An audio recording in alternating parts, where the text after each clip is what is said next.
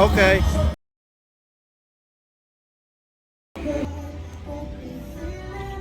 Look at this. He's doing a photo shoot.